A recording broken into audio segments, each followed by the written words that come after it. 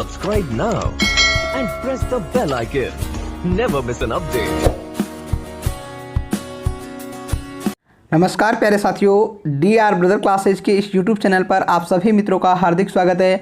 साथियों, हमारे community tab पर जो प्रश्न करवाए जाते हैं YouTube चैनल के, उनके सॉल्यूशन आपको इस वीडियो में मिलने वाले हैं। ये जो प्रश्न है बहुत ही महत्वपूर्ण है आपके एग्जाम के दृष्टिकोण से। आप सभी साथी एक बार इस वीडियो को पूरा देखिएगा जिससे आप उन प्रश्नों का सॉल्यूशन देख सकें।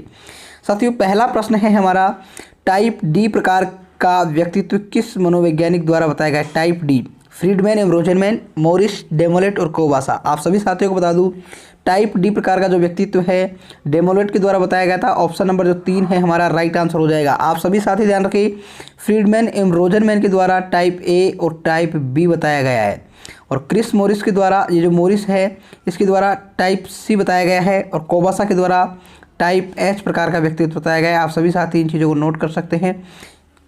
ठीक है साथियों, तो हमारा राइट आंसर है ऑप्शन नंबर सी, डेमोलेट। अगले प्रश्न की ओर चलते हैं।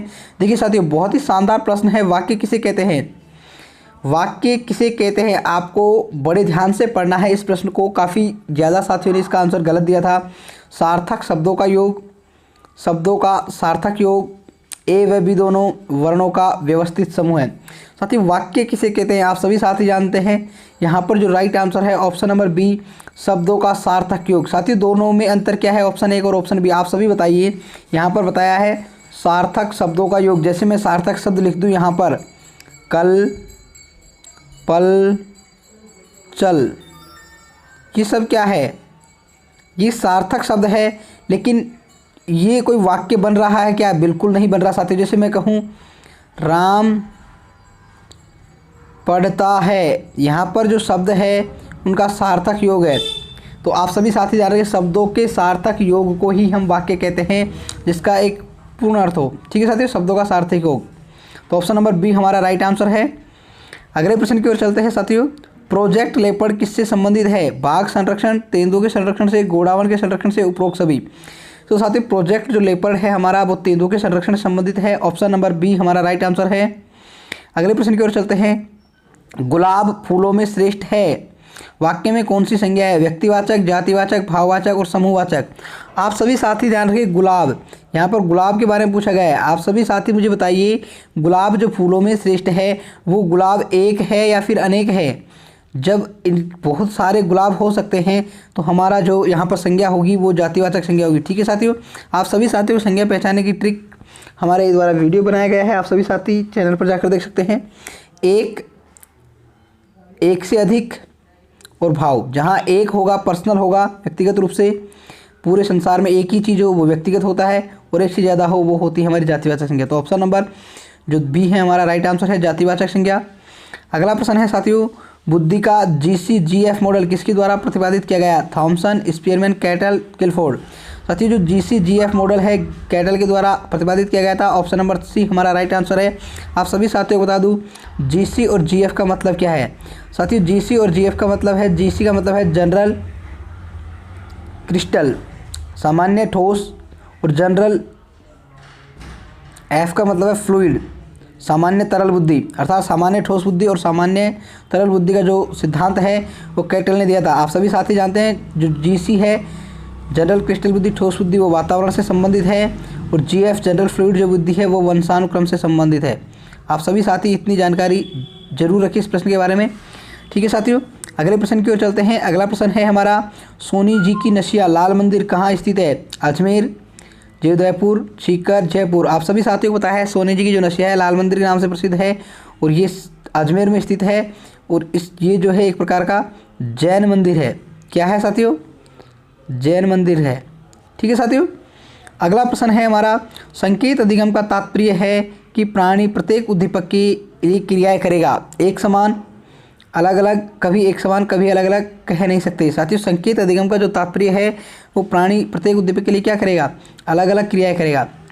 ठीक है साथियों, संकेत अधिगम में जो भी जितने भी उद्दीपक व्यक्ति के सामने प्रस्तुत किए जाते हैं उनके अनुसार जो प्राणी क्रिया करेगा उद्दीपकों के प्रति वो अलग अलग प्रकार की क्रिया ही करेगा। ठीक है साथियों, अगले प्रश्न की ओर चलते हैं। अगला प्रश्न है हमारा, वन्य जीव सुरक्षा अधिनियम कब पारित किया गया है?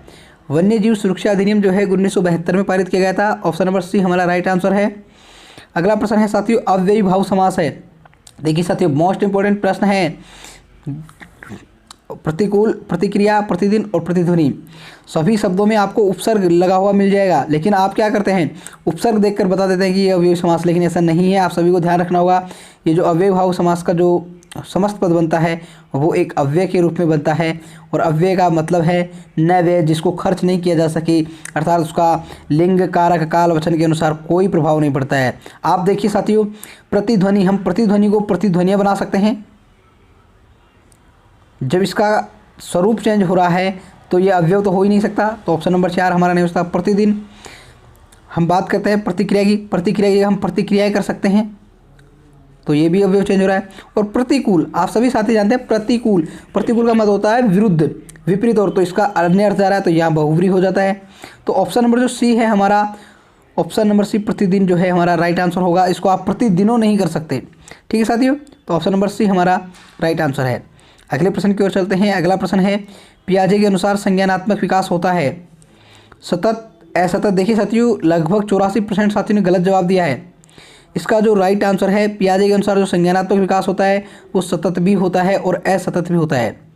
सतत कैसे होता है, असतत कैसे होता है साथियों? सतत इस प्रकार से बताया गया है कि उन्होंने एक निश्चित अवस्थाएं बताई है, अवस्था के अनुसार उनका विकास होता है, सतत होता है। लेकिन ऐसा नहीं है कि एक अवस्था से तुरंत दूसरी अवस्था प्रारंभ होते ही तुरंत उसका विकास चेंज हो जाता हो अचानक से। जैसे बालक पूर्व संक्रियात्मक अवस्था में है और मूर्त संक्रियात्मक अवस्था से फिक्स 7 साल का होते ही उनमें परिवर्तन आ जाएगा, ऐसा नहीं है। वो एक प्रकार से एक दूसरे से जुड़े हुए हैं आपस में। तो यहाँ पर जो विकास है वो सतत एवं असतत दोनों प्रकार से होता है। आप सभी साथी इस चीज़ को नोट कर लें। अगला प्रश्न है हमारा, वाइगोत्स्की के अनुसार वयस्क डैश तकनीकों का उपयोग करके नए ज्ञान के साथ अपने ज्ञान का निर्माण करके एक बच्चे को सीखने में मदद कर सकते हैं। इसके फोल्डिंग, मनोवैज्ञानिक, समीपस्थ विकास, इथोलॉजिकल। साथ ही इसका जो राइट आंसर है इसके फोल्डिंग है। हम वाइगोत्स्की ने ये जो इसके फोल्डिंग और जेडपीडी की अवधारणा बताई, तो साथ ही इसमें कहा इन्होंने कि हम किसी भी तकनीक का उपयोग करके क्या करते हैं, नए ज्ञान के साथ अपने ज्ञान का निर्माण करके एक बच्चे को मदद कर रहे हैं, बच्चे को सहयोग प्रदान कर रहे हैं सीखने में। तो वो क्या है, इसका फोल्डिंग है। तो ऑप्शन नंबर 1 हमारा राइट आंसर है। अगला प्रश्न है साथियों, वाइगोत्स्की के अनुसार डैश को छोड़कर निम्न पीढ़ी से पीढ़ी तक स्थानांतरित होते हैं। एक पीढ़ी से दूसरी पीढ़ी में क्या स्थानांतरित करते हैं साथियों? धारणाएं, मूल्य, अज्ञानताएं और परंपराएं। आप सभी साथी जानते हैं हम अज्ञानताओं को एक पीढ़ी से दूसरी पीढ़ी में स्थानांतरित नहीं करते हैं वाइगोत्स्की के अनुसार। ऑप्शन नंबर 3 हमारा राइट आंसर है। अगला प्रश्न है साथियों, राजस्थान राज्य का सबसे छोटा राष्ट्रीय उद्यान है रणथंभौर राष्ट्रीय उद्यान, केवलादेव राष्ट्रीय उद्यान, मुकंदरा हिल्स राष्ट्रीय उद्यान और उपरोक्त में से कोई नहीं।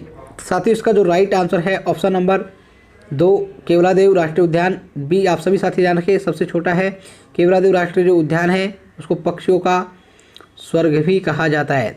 ठीक है साथियों, आप सभी साथी इस चीज़ को नोट कर ले। और ये प्रश्न पहले भी पूछा गया है, पक्षियों का स्वर्ग किस उद्यान को कहते हैं। और अगर आपसे सबसे बड़ा पूछ ले तो रणथंभौर राष्ट्रीय उद्यान है सबसे बड़ा, और यहीं से पहली टाइगर प्रोजेक्ट योजना शुरुआत की गई थी राजस्थान में।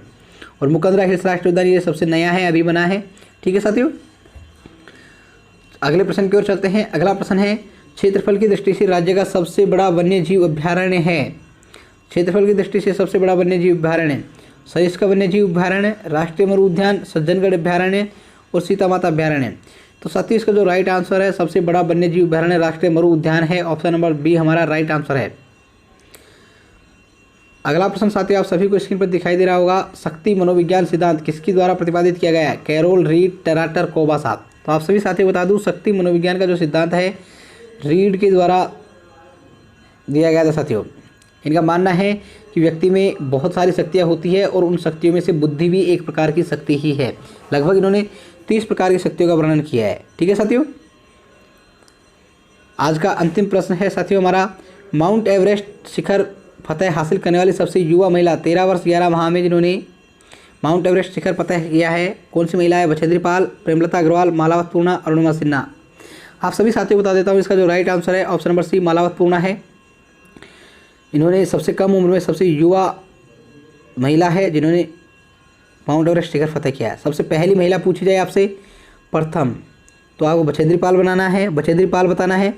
और प्रेमलता अग्रवाल जो है ऐसी महिला थी जिन्होंने 48 साल की उम्र में, इतनी ज़्यादा उम्र में माउंट एवरेस्ट शिखर फतेह करने वाली पहली महिला थी। और अरुणिमा सिन्हा जो है दिव्यांग महिला थी, पहली ऐसी दिव्यांग महिला थी जिन्होंने माउंट एवरेस्ट फतेह किया है। तो साथियों हमारा इसका राइट आंसर हो जाएगा ऑप्शन नंबर सी मालावत पूर्णा। साथियों आज के हमारे क्वेश्चन यही समाप्त होते हैं। आप सभी साथियों को कैसे लगे ये जो प्रश्न है बहुत महत्वपूर्ण है। अगर आपको हमारी कक्षा अच्छी लगी है तो वीडियो को लाइक कीजिए और अपने सभी साथी दोस्तों के साथ शेयर कीजिए। धन्यवाद साथियों, मिलेंगे फिर से अगले बेहतरीन वीडियो में। तब तक के लिए आप सभी साथियों को शुक्रिया।